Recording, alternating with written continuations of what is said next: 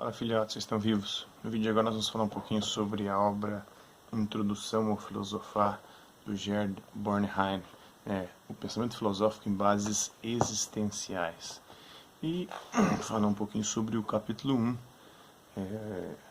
Uma pessoa que é inscrita no canal recentemente pediu para falar sobre o capítulo 1. Hoje eu vou começar a dar início à abordagem desse capítulo, para que a gente possa acompanhar tanto a leitura quanto eventuais considerações e explicações que possam ser feitas.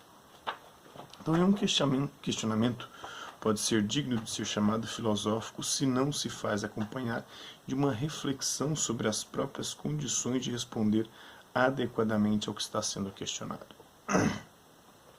Mas isso supõe uma indagação prévia acerca da essência mesma do ato de interrogar ou questionar. Ninguém pode indagar o que sabe nem o que não sabe, porque não pesquisaria o que sabe, pois já o sabe, nem investigaria o que não sabe, porque não saberia sequer o que deveria ou o que deve ser investigado. Isso está em Mêmon, em Platão, afirmava Platão. Portanto, toda pergunta implica necessariamente a possibilidade de uma resposta. Do contrário, ela não teria sentido. É o que vai dizer também o Wittgenstein. E a possibilidade de acesso à coisa mesma a fim de interrogá-la em seu parecer originário. Assim, a acessibilidade do ente em questão abre previamente o âmbito onde ele é encontrável a fim de ser precisamente interrogado. A filosofia, pois, nutrida pelo desejo de saber, a amizade pelo saber, o desejo de sabedoria, acerca do que torna possível a abertura desse âmbito sempre já aberto, antes de toda busca e procura, que dirige e pré-orienta o olhar que investiga e que conhece. E, na medida em que problematiza a si mesma, a filosofia é conduzida também a refletir sobre as condições da existência que possibilitam a abertura de uma brecha no contexto pragmático das preocupações cotidianas, de tal modo que possa ter lugar e sentido o exercício de uma atividade inútil. Nada se pode fazer com a filosofia, afirmava Heidegger, ou seja, ela é algo inútil. Mas dentre as coisas inúteis, ela é a mais grandiosa, é a mais magnânima, a mais interessante, a que mais engrandece o ser humano. A essência da verdade não radica em uma inverificável e inexplicável relação de adequação entre o pensamento e a realidade, como queria os antigos e os medievais, ou entre o juízo e o objeto, como queria o Kant.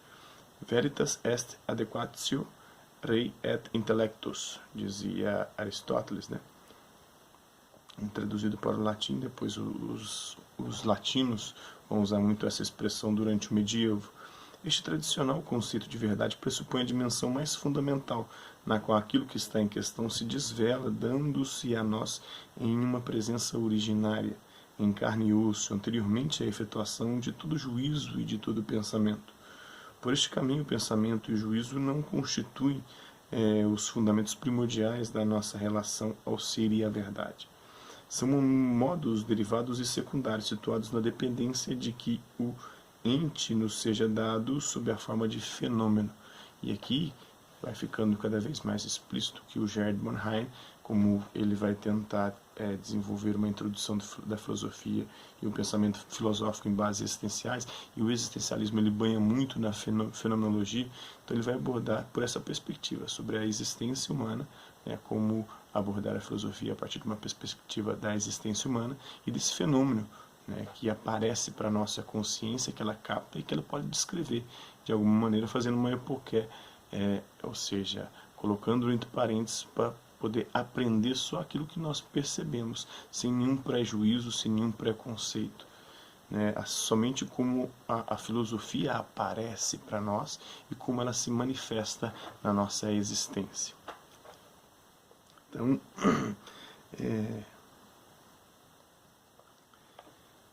sobre a forma de fenômeno, a fenômeno é aquilo que aparece para a nossa consciência, que ela capta, a nossa consciência que ela é dotada de intencionalidade, ela tende para as coisas, e uma das coisas para a qual ela tende é a própria existência humana. E da existência humana nós experimentamos os questionamentos, as dúvidas que nos levam a filosofar. A partir da abertura do horizonte da fenomenalidade do mundo, o mundo Lebenswelt da fenomenologia, né, do Russell. E, como já afirmamos, cabe à filosofia a tarefa de elucidar a essência desta abertura e, a partir daí, esclarecer o sentido ontológico do ser, da existência, né? Ou seja, a sua relação com o modo de ser daquela essência, se é que é uma essência. Mas, para a fenomenologia, a essência é aquilo que nós captamos do mundo através da nossa consciência, que é intencional, que tende para este mesmo mundo e que dele, né, nós podemos fazer a descrição. Né? Trata-se de reconquistar o sentido originário das experiências que envolvem nossa pré-compreensão ontológica, desprovido de toda e qualquer carga preconceitual. Mas isto não significa simplesmente torná-las um objeto conceitual disponível ao manejo teórico. Ao contrário, a significação filosófica da interpretação dos modos de compreensão pré-predicativos consiste em situar o Dasein, o ser aí, né, diante de si mesmo. Nós diante de nós mesmos, né? E lembrá-lo, partindo da análise do modo existencial originário do interpretar não discursivo, o pré-discursivo, que a existência não se reduz a uma espécie de dissolução anônima nas convenções irrefletidas herdadas da tradição do passado, né? Que ela não pode livrar-se do encargo de esclarecer seu próprio sentido, tarefa que implica e conclama a cada um a assumir um caminho pessoal em busca da própria autenticidade. Aí já entramos no Heidegger, né, no existencialismo heideggeriano, apesar de que ele não admitia essa nomenclatura, porque a autenticidade para ele se configura justamente nisso. A partir do momento que nós começamos a analisar o nosso ente, a nossa entidade, enquanto humanos, nós percebemos que somos um ser para a morte. E isso provoca em nós angústia por perceber que estamos aqui, somos seres finitos, seres que estão submetidos ao tempo, que vamos passar, que vamos acabar e que não nos tornamos quem nós queríamos ou quem nós somos, mas quem os outros queriam que nós fôssemos, né? Então passamos a viver uma existência inautêntica. E muitas das pessoas também da filosofia fazem uma filosofia inautêntica porque não fazem a sua própria filosofia. Eles pegam um amontoado de filosofia dos outros e constroem como se fossem sua, sem dar a sua contribuição de novidade, de perspectiva para a própria filosofia. Então, essa filosofia deve, como tarefa primeira, elucidar a compreensão originária que guia o nosso ser no mundo, em correlação com os modos cotidianos em que as estruturas prévias que justamente predispõem e orientam essa compreensão são trazidas a lume e questionadas em um interpretar pré-linguístico. O enunciado, o juízo, nada mais são do que a apropriação posterior, no âmbito de uma verdade apofântica, em vista de que a pré-compreensão lhe entrega e lhe desvela. Como queria o Hegel na história, mas também na vida de quem filosofa, e não faz apenas história da filosofia, a filosofia sempre chega tarde demais para dizer como deve ser o mundo ou como devemos viver. Ela sempre chega tarde demais. Ela é como a coruja de Minerva. Ela só alça voo depois do anoitecer, depois que as coisas acontecem, é que ela vai buscar compreensão. Por isso, depois o Marx vai criticar o Hegel, dizendo que, para o Hegel, né, a tarefa da filosofia seria compreender isso, aquilo que já passou, ou aquilo que se apresenta para nós diante daquilo que já passou. Para Marx, a filosofia deve procurar se abster disso, né? Durante a maior parte de sua história, ela se resumiu a tentar compreender e interpretar o mundo. Chegou a hora de transformá-lo. Ela se enraiza nas profundezas de uma existência angustiada. A angústia que nasce diante disso, da percepção de que nós somos seres limitados, temporais, finitos, um ser para a morte, e que também quando nós nascemos nós não somos nada, e que tudo que nós seremos será a partir das nossas próprias escolhas. Somos nós quem definiremos a nossa essência a partir da nossa existência, das nossas escolhas. Então, essa possibilidade, né, que se abre diante da liberdade também gera angústia, por perceber que a gente não é nada e que aquilo que nós nos tornarmos será única e exclusiva responsabilidade nossa, na perspectiva do Sartre, mesclando aí com Heidegger, né, e que está dentro do existencialismo, que está dentro da fenomenologia. O existencialismo, que é uma forma de fenomenologia específica, abordando o fenômeno da existência humana. O que a impede para sempre de aliviar o fato de uma liberdade condenada a assumir-se como fonte de todo sentido e a obriga, sobretudo, a justificar-se filosofando. Então nós estamos condenados a ser livres, não tem como fugir da liberdade.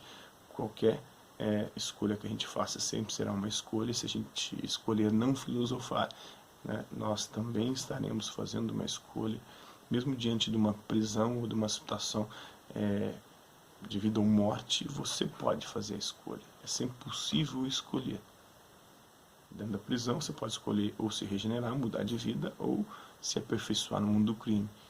Diante de um revólver na sua cabeça para entregar a sua carteira ou seu celular, você pode escolher entregar a carteira ou o celular, ou perder a sua vida. Sempre é possível escolher, e a escolha será sempre única e exclusivamente responsabilidade sua, né? Então isso condena a gente ter que assumir que nós somos a fonte de todo sentido e, sobretudo, nos obriga, né, a justificarmos as nossas escolhas filosofando. Essa introdução foi do José Luiz Furtado.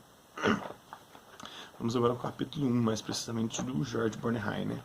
O comportamento originante do filosofar e a possibilidade de esclarecer a problemática que tal comportamento coloca constituem o objeto do presente estudo do George Bornheim, baseado na convicção de que não se trata de um problema que possa ser descartado como simplesmente secundário ou de menor importância.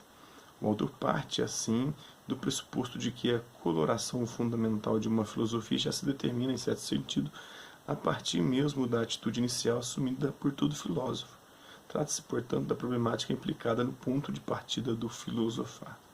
Referimos-nos ao filosofar e queremos, desde logo, estabelecer uma distinção, uma diferenciação preliminar. A atitude inicial do filósofo determina o caráter último de sua filosofia. Então, a forma como ele começa a filosofar vai definir as consequências da sua filosofia. Mas esta determinação, profundamente enraizada no ato de filosofar, não deve ser confundida com o problema do primeiro princípio filosófico, com a primeira afirmação a partir da qual um determinado filósofo poderá alicerçar e desdobrar o todo do seu pensamento, obediente à incoercível tendência para a sistematização, que é o que acontece com a maior parte da filosofia, a partir, depois de Hegel, que ela vai perdendo esse caráter de sistematização, de ser um conhecimento sistemático, mas mesmo assim, dentro de cada corrente que se propõe específica, a partir do século XX, como o existencialismo, vai ter uma sistematização dentro daquele movimento, o que é inerente à natureza mesma da filosofia. Essa é uma das características da filosofia, é um conhecimento radical, sistemático, e metódico. Tem um método de conhecimento, é sistemático porque é organizado, e é radical porque busca ir até a raiz dos problemas. Arthur Saviano Veloso, não sei se foi ele que escreveu isso, é um filósofo brasileiro que escreveu isso, com essas 3 características da filosofia. Agora eu não me recordo, não me vem à memória quem foi. Este ponto de partida, primeiro princípio, seja ele de natureza lógica, ontológica, gnosológica ou de qualquer outro teor ou vertente ou campo de estudo da filosofia, sobressai de uma problemática antecedente e condicionante, que vem a confundir-se com certas exigências existenciais de tudo filosofar.